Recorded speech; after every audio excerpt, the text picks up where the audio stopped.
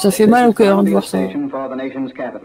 Orson Welles and the Mercury Theatre on the air in The War of the Worlds by H.G. Wells. Le 30 octobre 1938, Orson Welles et sa troupe de théâtre du Mercury diffusent à la radio une adaptation du roman de science-fiction La guerre des mondes.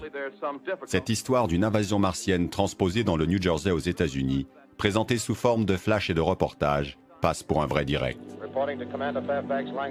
Le récit haché du faux envoyé spécial, faisant part de combats épiques entre martiens et l'armée américaine sur fond de bruit d'explosion, effraie les auditeurs qui inondent les standards téléphoniques d'appel.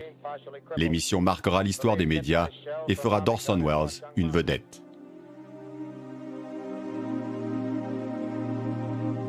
Une décennie plus tôt, en Grande-Bretagne, la toute jeune BBC avait déjà provoqué l'inquiétude des auditeurs en diffusant une dramatique radiophonique décrivant un soulèvement populaire à Londres.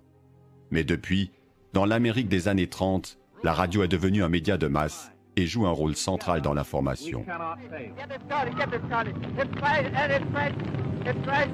Alors que les premières diffusions d'événements dramatiques et les transmissions depuis l'Europe au bord de la guerre ont introduit l'attention du direct sur les ondes, les auditeurs se laissent prendre par le réalisme de l'adaptation de La guerre des mondes d'Orson Welles.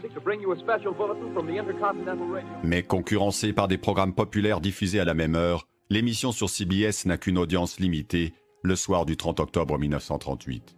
Malgré une vague d'appels inquiets, les témoignages de l'époque ne font pas état de scènes d'affolement.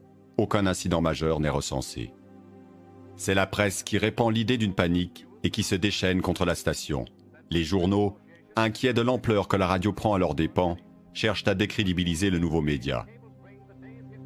L'histoire de la panique, qui profite finalement à la station CBS et façonne la légende d'Orson Welles, se propage et devient vérité.